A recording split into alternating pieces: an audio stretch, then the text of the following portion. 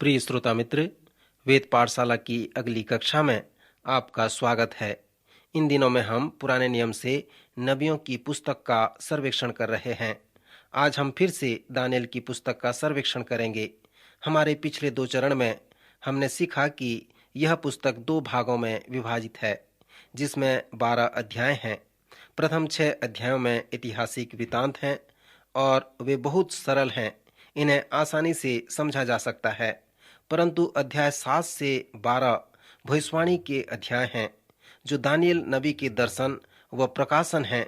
यहेजकेल व प्रकाशित वाक्य के पुस्तकों की तरह इन अध्यायों के भविष्यवाणी व प्रकाशनों को समझना कठिन होता है। जैसे मैंने पहले आपसे बताया था कि ये पुस्तकें भविष्य सूचक लेख हैं, अर्थात इन पुस्तकों का लिखने वाला पर्दा खींचकर हमें परमेश्वर के प्रकाशन व दर्शन को दिखाता है। वे ऐसी ऐसी वस्तुओं को दिखाता है जिन्हें हम पवित्र आत्मा के सिवाय मानव के ज्ञान व बुद्धि द्वारा नहीं जान सकते। जैसे हम इस पुस्तक के दूसरे भाग में आते हैं और इसके दर्शन को देखते हैं, तो हमें चाहिए कि हम उस प्रकाशन के संदर्भ को देखें। जब हम नबूकदनेस्सर के स्वप्न को समझ जाते हैं, जिसे उसने दूसरे अध्याय में देखा है, तो मुझे विश्वास है कि हम दानिएल की भविष्यवाणी के प्रकाशन व संदर्भ को, जिसे उसने अलौकिक रूप से अनुवाद किया है, जान पाते हैं। जब नबूकदनेस्सर ने स्वप्न देखा, तब उसने अपने ज्योतिषी और पंडितों से कहा, तुम मुझे मेरा स्वप्न बताओ, तब मैं जानूंगा कि तुम उसका फल भी बता सकते हो।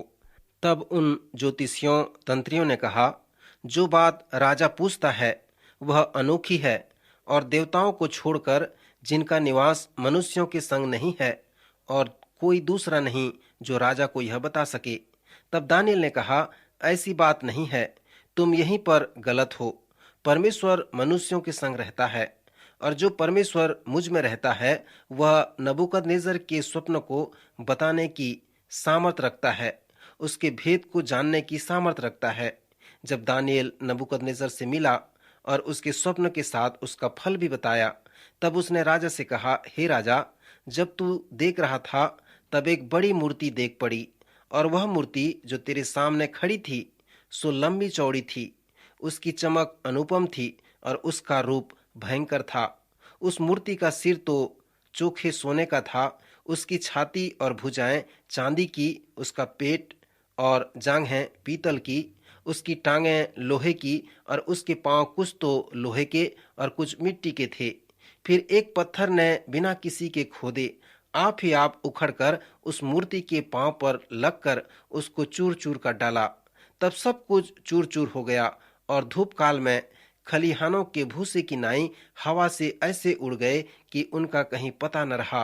और वह पत्थर जो मूर्ति पर लगा था, वह बड़ा पहाड़ बनकर सारी पृथ्वी में फैल गया। यहाँ पर नबूकदनेस्सर ने जो मूर्ति का स्वप्न देखा, उसका फल 4 प्रकार के अलग अलग राज्य हैं। उसका सिर तो सोने का था, वह बाबुल को प्रस्तुत करता है। फिर चांदी फारस को, जिसने बाबुल को जीत लिया। फिर पीतल यूनान को प्रस्तुत करता है, जो फारस को जीतने वाला है। फिर पांव जो लोहे के थे, वे रोमी साम्राज्य को प्रस्तुत करते हैं। विद्वानों ने लोहे व मिट्टी के अर्थ को मिला दिया है। कुछ विद्वान विश्वास करते हैं कि पांव उस छोटे राज्यों को प्रस्तुत करता है जो विश्व राज्य या विश्व शक्ति नहीं होगा, और कुछ इस प्रकार से भी कहते हैं कि पांव रोमी साम्राज्य को प्रस्तुत करता है, जो 10 भागों में टूटा हुआ है। सो कुछ भी हो, राजा नबूकदनेस्सर का यह स्वप्न और दानिएल द्वारा यह उसके स्वप्न का उत्तर है। राजा के स्वप्न का जो महत्वपूर्ण भाग है, वह वो पत्थर है जो बिना किसी के खोदे आप ही आप उखड़कर उस मूर्ति के पांव पर लगकर, जो लोहे और मिट्टी के थे, उसको चूर चूर कर डाला। फिर वह पत्थर जो मूर्ति पर लगा था, वह बड़ा पहाड़ बनकर सारी पृथ्वी में फैल गया। दानिएल ने कहा, वह पत्थर परमेश्वर का राज्य है, जो अनंत काल तक न टूटेगा, वरन उन सब राज्यों को चूर चूर करेगा और उनका अंत कर डालेगा। नबूकदनेस्सर के प्रथम स्वप्न का अनुवाद जिसे दानिएल ने किया, वह हमें इस प्रकार का नमूना देता है और मार्गदर्शन करता है कि हम दानिएल की पुस्तक के प्रकाशन व दर्शन का अनुवाद कर सकें, जो बहुत ही कठिन है। यह असंभव तो नहीं है, परंतु बहुत ही कठिन है, केवल पवित्र आत्मा की सहायता के द्वारा ही हम उन दर्शनों को समझ सकते हैं जो होने वाले हैं। यूहन्ना के 16वें अध्याय में हमें कहा गया है कि पवित्र आत्मा की विशेष सेवकाई हम पर प्रकट है, जो आने वाली बातें हमें बताएगा। जैसे आप दानियेल की पुस्तक के दर्शन को समझते और अपने जीवन में लागू करते हैं, यहाँ पर कुछ कदम हैं जिसे आप कार्यान्वित हो सकते हैं। सबसे पहले दर्शन के चिन्ह पर ध्यान करें। दानियेल का पहला दर्शन जो 7वें अध्याय में आया है, उसका चिन्ह और नबूकदनेस्सर के प्रथम स्वप्न का चिन्ह कुछ मिलते जुलते हैं। दानियेल ने 4 बड़े बड़े जंतु देखे। सो महासागर पर चौमुखी आंधी चलने लगी। तब समुद्र में से 4 बड़े बड़े जंतु जो एक दूसरे से भिन्न थे निकल आए। चौथा जंतु भयंकर था, डरावना और बहुत सामर्थी था।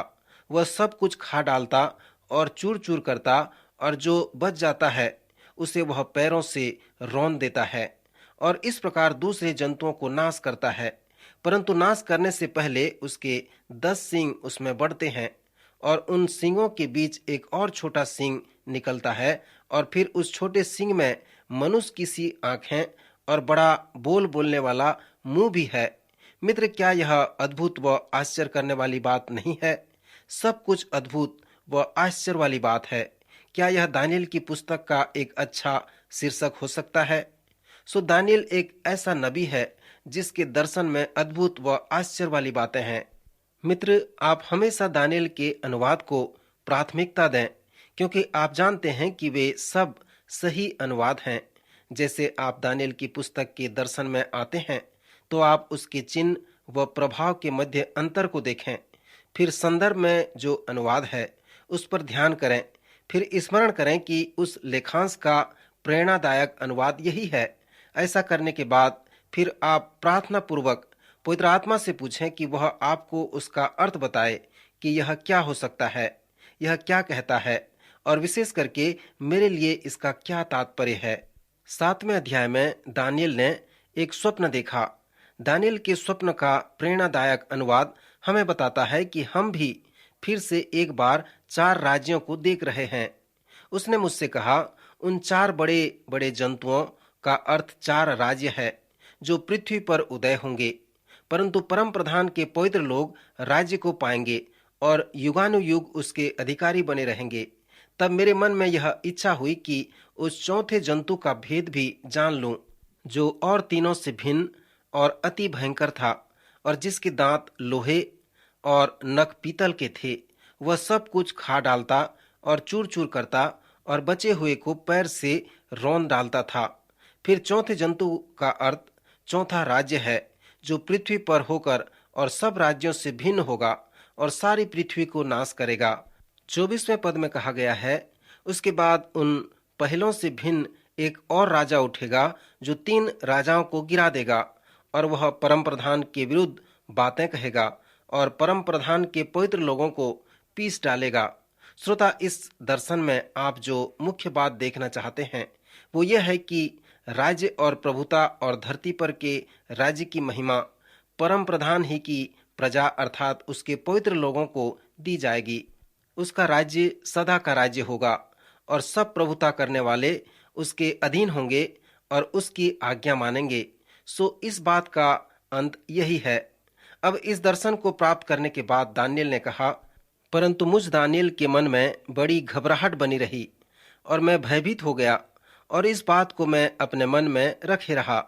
श्रोता, जिस कदम के विषय में मैंने आपको सलाह दिया कि यदि आप उस तरह से इस दर्शन को देखते हैं तो मैं सोचता हूं कि आप निश्चित रूप से कह सकते हैं कि यह 4 बड़े राज्य के विषय में बता रहा है। पवित्र शास्त्र में जब भी आप सींगों के विषय में पढ़ते हैं तो वे शक्ति को प्रस्तुत करते हैं। जैसे पशुओं का सींग दूसरे पशुओं को फाड़ डालता है, यहाँ पर ये 10 सींग और एक छोटी सींग शक्ति, सामर्थ या शायद राज्यों को प्रस्तुत करता है। अनेक लोग इस चौथे राज्य को रोमी साम्राज्य कहकर प्रस्तुत करते हैं। नबूकदनेस्सर के दर्शन में लोहे का पांव और चौथा राज्य रोमी साम्राज्य को प्रस्तुत करता है। कुछ लोग कहते हैं 7वें अध्याय में जो चौथा राज्य है वो अन्य राज्यों से बहुत ही अधिक भयानक व डरावना है, यह उस पत्थर के समान है जो नबूकदनेस्सर की मूर्ति के पांव में गिरकर उसे चकनाचूर कर दिया, और प्रत्यक्ष रूप से यह परमेश्वर के राज्य की छवि है। अन्य राज्यों से यह भिन्न है, बड़ा महान, भयानक व डरावना है। सो इससे परमेश्वर का क्रोध भी प्रकट होता है। इन बातों के अनुवाद में हमें हठीला नहीं होना चाहिए, परंतु हमें नम्र व दीन होना चाहिए। इस 7वें अध्याय में जो एक बड़ी सच्चाई है वो इस प्रकार है कि यदि आप परमेश्वर के जन हैं तो आप उस दल के साथ हैं जो जीतने वाला है। उन्होंने परमेश्वर के राज्य को इस प्रकार से प्रस्तुत किया है कि इस राज्य ने सभी राज्य को जीत लिया है। सो परम प्रधान के पवित्र लोगों को वह राज्य दिया जाएगा और वे युगानुयुग राज्य करेंगे और उसके अधिकारी बने रहेंगे। श्रोता मित्र, दानियल के इस दर्शन में जो 4 जंतुओं का है, यह आशावादी विचार है और यह इस दर्शन का अंतिम विषय है। 8वें अध्याय में दानियल के पास एक और दर्शन है जो मेढ़ा और बकरे का दर्शन है। यहाँ पर दानियल बार बार कहता है कि मैंने देखा। यह देखने वाला दर्शन व प्रकाशन है। जब दानियल ने आंख उठाकर देखा कि नदी के सामने 2 सींग वाला एक मेढ़ा खड़ा है।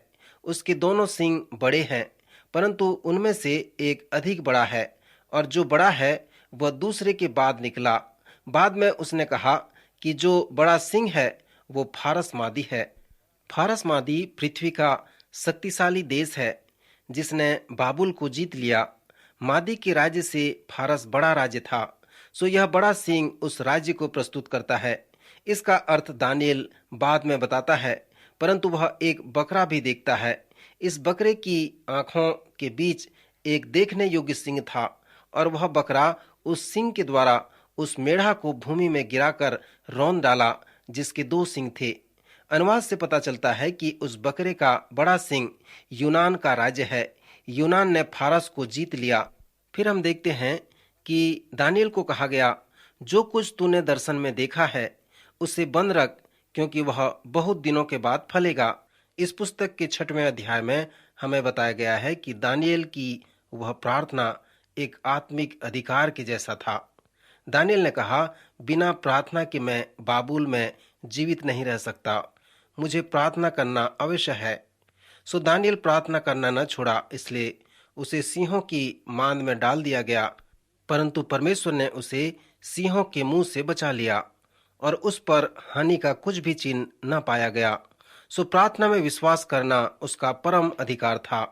9वें अध्याय में इसके पहले कि उसे वो महान दर्शन मिला जो 70 सप्ताह का दर्शन था। जब आप उसकी प्रार्थना को सुनेंगे तो आप ये जानने पाएंगे कि यह वो मनुष्य था जो हर समय प्रार्थना किया करता था। यदि कोई दल या समुदाय में प्रार्थना करे और आप उसे सुन लें तो आप कहेंगे, कुछ भी हो, वह व्यक्ति बहुत प्रार्थना करता है। कभी कभी आप ऐसे भी कहते होंगे कि उसने अपने जीवन में पहली बार प्रार्थना किया। एक बार मैंने एक आराधना सभा का आयोजन किया। वहां पर मेरा भाई भी आया था, परंतु मेरे मित्र उसे निकटता से नहीं जानते थे। उन्होंने मेरे भाई से कहा कि वो उस दान के लिए प्रार्थना करे। मेरे भाई ने कहा, धन्यवाद, और इसी प्रकार उसने छोटी प्रार्थना की। मैं अपने जीवन में पहली बार ऐसे छोटे प्रार्थना को देखा। उसका प्रार्थना बताता है कि वह सचमुच में एक प्रार्थना योद्धा नहीं था। जब आप दानियल के प्रार्थना को पढ़ेंगे तो 9वें अध्याय में लिखा गया है, तो आप तुरंत जानने पाएंगे कि आप एक ऐसे व्यक्ति की प्रार्थना को पढ़ रहे हैं जो सुबह, दोपहर और शाम को प्रार्थना किया करता है। दानियल की प्रार्थना को मैं नहीं पढ़ना चाहता क्योंकि यह लंबी है, पर यदि आप दानियल के इस 9वें अध्याय को पढ़ते हैं तो आप दानियल के 70 सप्ताह के सुंदर दर्शन को जानने पाएंगे। श्रोता, दानियल के इस महान प्रार्थना को पढ़ें और ध्यान करें कि कितनी बार वह व्यक्तिगत रूप से परमेश्वर को दर्शाते हुए उच्चारण करता है। शायद इस प्रार्थना में दानियल 40 से 50 बार परमेश्वर का जिक्र करता है या परमेश्वर के लिए अपना व्यक्तिगत उच्चारण करता है। सो जब वो प्रार्थना करता है तो वह उसके प्रार्थना में स्वयं ही केंद्र नहीं बनता, परंतु परमेश्वर को केंद्र बनाता है। इस प्रकार से हम देखते हैं कि उसके इस बड़े प्रार्थना का महत्व यही था। दानियल हमें बताता है कि उसने यिर्मयाह की भविष्यवाणी को पढ़कर समझ गया और यह अनुभव करने लगा कि यह अब समय है कि परमेश्वर के लोग बाबुल की बंधुआई से वापस आएंगे। यशाया और यिर्मयाह ने भविष्यवाणी की थी कि 70 वर्ष के बाद जब यहूदा के लोग जो बाबुल की बंधुआई में हैं, वे अपने देश वापस लौटेंगे। दानियल की पुस्तक के अलग अलग अध्याय में जो अलग अलग राजाओं के विषय में बताए गए हैं, और जैसे आप उन्हें पढ़ते हैं तो आप ये जानने पाते हैं कि जब दारामादी के सामर्थ के विषय में बताया गया है तो आप बंधुआई और उसके 70 वर्ष के अंतिम समय में पहुंचते हैं। दानियल की पुस्तक के प्रथम 4 अध्यायों में जो राजा राज्य कर रहा था वह नबूकदनेस्सर राजा था, और 5वें अध्याय में बेलशस्सर राजा था जो नबूकदनेस्सर का पुत्र था, और फिर 6वें अध्याय में दारामादी राजा था। दारामादी सचमुच में फारस मादी का सम्राट नहीं था, परंतु वह एक प्रकार का प्रधानमंत्री था या कुस्रू महान शासक का एक विशेष क्षेत्र का राज्यपाल था। उस समय कुस्रू महान सामर्थी राजा था, परंतु दारामादी का राजनीतिक छवि इस बात को दिखाता है कि आप उस 70 वर्ष के समय के अंत में आ गए हैं, जहां पर यहूदा के लोग जो बाबुल की बंधुआई में हैं, वे अब अपने देश वापस आने वाले हैं। यहाँ पर जब दानियल प्रार्थना कर रहा था तो वह यिर्मयाह के भविष्यवाणी पर भी ध्यान व प्रार्थना कर रहा था। यहाँ पर दानियल उस सच्चाई से बहुत अधिक प्रसन्न हो रहा था, क्योंकि यिर्मयाह ने कहा था कि उनका बंधुआई 70 वर्ष तक रहेगा, और यह 70 वर्ष का समय था। दानियल ने इस प्रार्थना में अपने पापों और लोगों के पापों के लिए अंगीकार की प्रार्थना किया। श्रोता, जैसे मैंने आपसे कहा था कि पवित्र शास्त्र में दानियल का स्वभाव एक पवित्र स्वभाव है। वो इतना निर्दोष व पवित्र है कि जब आप उसके जीवन में पाप व अपराध ढूंढेंगे तो आपको एक भी पाप नजर नहीं आएगा। एक विद्वान ने कहा है कि एक ही तरीका है कि आप दानियल को पापी कह सकते हैं, और वो है कि वह स्वयं कहे कि मैं पापी हूँ। यदि वो ऐसा नहीं कहेगा तब वह वचन के आधार पे झूठा कहलाएगा, सो इसलिए वह पापी है। श्रोता मित्र, यही एक तरीका है जिसके द्वारा आप दानियल को पापी कह सकते हैं। दानियल का स्वभाव एक पवित्र व निर्दोष स्वभाव था, फिर भी वह इस प्रार्थना में 32 बार कहता है कि हमारे पाप, हमने पाप किया। ऐसी प्रार्थना वह बार बार कहता है, और वह पापों की क्षमा के लिए परमेश्वर से विनती करता है। परमेश्वर के सभी लोग जानते हैं कि परमेश्वर प्रेम रखता है, परंतु दानियल के मन में ऐसी बात थी। उसने कहा, हे परमेश्वर, तू न केवल क्षमा ही करता परंतु हमारी ताड़ना भी करता है। यद्यपि हम तुझसे फिर गए तो भी प्रभु, तू दया सागर व क्षमा की खान है। सो दानियल उस दंड के पूरा होने के समय को देखकर प्रफुल्लित होता है और कहता है, परमेश्वर न केवल हमें क्षमा करेगा और बंधुआई से छुड़ाएगा, परंतु वह यहूदा के लोगों को अपने देश में वापस ले आएगा। इस 9वें अध्याय में वह बड़े ही उत्साह के साथ प्रार्थना करके कहता है, मैं तेरा दास हूँ। फिर वो कहता है, तेरा नाम महान व भययोग परमेश्वर है। तेरे लोग, तेरा नगर, तेरी सच्चाई, तेरी धार्मिकता, तेरा पवित्रता, तेरा क्रोध, तेरी जलजलाहट, तेरी आज्ञा, तेरी विधि, तेरी करुणा, तेरे दास, तेरे नबी, तेरी व्यवस्था, तेरे धार्मिक कार्य, तेरी दृष्टि। सो इस प्रकार दानियल अपनी प्रार्थना में कहकर परमेश्वर को प्रस्तुत करता है। फिर वो कहता है, हे परमेश्वर, तेरे नाम के निमित्त और तेरा नगर व तेरी राज्य, तेरी प्रजा के निमित्त हमें अपने नगर यरूशलेम में वापस ले आ, हमारे इस्राएल देश में हमें वापस ले आ। सो इसी प्रकार से दानियल प्रार्थना करने लगता है। बाद में मसीहा के आने के विषय में दानियल 70 सप्ताह के विषय में भविष्यवाणी करने लगता है कि मसीहा हमें सिखाएगा कि कैसे प्रार्थना करना है। जो चेलों की प्रार्थना कहलाता है, लोग इसे प्रभु की प्रार्थना कहते हैं, परंतु सचमुच में प्रभु ने ऐसी प्रार्थना नहीं की, क्योंकि उसने पापों की क्षमा के लिए प्रार्थना नहीं की। यीशु ने चेलों को प्रार्थना करना बताया कि वे कैसे प्रार्थना करें, और हमें भी प्रार्थना के महत्व को बताना चाहिए।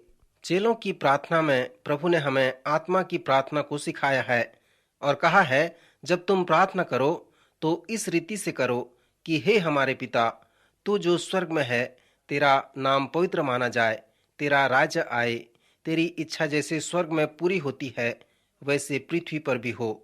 यहाँ पर प्रभु यीशु ने 3 बात तेरा शब्द का उपयोग किया है और कहा है तुम इस रीति से प्रार्थना किया करो। अर्थात कहने का तात्पर्य यह है कि इसमें कोई बात नहीं कि लोग मुझे जाने या न जाने, परंतु लोग तुझे अवश्य जाने, तेरे नाम को जाने। परमेश्वर के नाम का अर्थ यह है कि वो कौन और क्या है। सो जब तुम प्रार्थना करो तो इस बात का अवश्य ध्यान रखना ताकि लोग जान सकें कि परमेश्वर कौन व क्या है। फिर यीशु ने प्रार्थना करना इस प्रकार सिखाया, तेरा राज्य आए। इससे प्रभु यीशु का अर्थ यह है कि तेरी इच्छा जैसे स्वर्ग में पूरी होती है वैसे इस पृथ्वी पर भी हो। अर्थात स्वर्गीय स्थानों में जैसे तेरी इच्छा पूरी होती है वैसे ही तेरी इच्छा मुझ में भी पूरी हो। जब आप परमेश्वर से प्रथम 3 बार प्रार्थना करते हैं, अर्थात तेरा नाम, तेरा राज्य और तेरी इच्छा, फिर आप अपने निवेदन और विनती को अपने प्रार्थना में परमेश्वर के पास लाते हैं और कहते हैं हमें दे, और आप अपनी आवश्यकताओं के लिए परमेश्वर से मांगें, जिसके द्वारा परमेश्वर के नाम को महिमा मिले, उसका राज्य आए और उसकी इच्छा पूरी हो। फिर आप इस प्रकार कहें, हे पिता, इसमें मैं अपना राज्य स्थापित नहीं कर रहा हूँ। जो कुछ भी राज्य बन रहा है वो तेरा ही राज्य है, और मुझे मालूम है कि जब प्रार्थना का उत्तर आएगा तब सारी महिमा तुझ पर जाएगी। सो ऐसी प्रार्थना कर आप अपनी प्रार्थना को समाप्त करें। प्रभु यीशु ने कहा, इस रीति से प्रार्थना किया करो। श्रोता, दानियल ने भी अपने 9वें अध्याय में इसी रीति से प्रार्थना किया।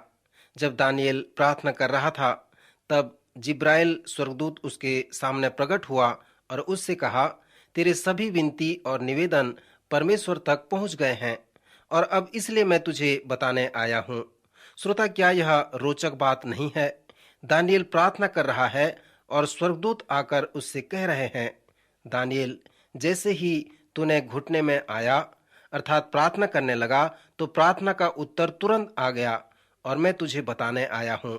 सो दानियल की प्रार्थना के लिए परमेश्वर इस प्रकार से प्रत्युत्तर देता है। पहली बात जो स्वर्गदूत ने दानियल से कहा वो इस प्रकार है कि तू अति प्रिय ठहरा है। श्रोता, इस वाक्य को सुनकर क्या आपको ऐसा नहीं लगता कि जो कुछ भी हमने दानियल के विषय में सीखा है वो सब सत्य है? क्या आप नहीं सोचते कि दानियल के जैसे जवान को परमेश्वर प्रेम न किया होगा, जिसने परमेश्वर के लिए बाबुल में खड़ा हुआ और फारस मादे में भी उन सभी वर्षों में खड़ा हुआ? परमेश्वर उससे अवश्य प्रेम किया। इसलिए स्वर्गदूत ने कहा कि तू अति प्रिय ठहरा है। फिर जिब्राइल स्वर्गदूत ने दानियल को 70 सप्ताह का दर्शन दिया। पवित्र शास्त्र में यह 70 सप्ताह का दर्शन मसीह के विषय में एक महान दर्शन है। श्रोता, मैं विश्वास करता हूं कि दानियल के ये सब दर्शन हमें कह रहे हैं कि परमेश्वर एक दिन इस संसार को उठा लेगा और कहेगा, अब संसार का खेल समाप्त हो गया। जब परमेश्वर ऐसा करेगा, क्या आप जानते हैं कि आप उसके साथ सदा सर्वदा के लिए रहेंगे, पूरे अनंत काल तक रहेंगे। पर विषय यह होगा कि क्या आपने खेल खेला, क्या आप विजय के सहभागी हुए। ये सब भविष्यवाणी यह बताती हैं कि हम विजय टीम के साथ हैं। प्रभु इन वचनों द्वारा आपको आशीष दे।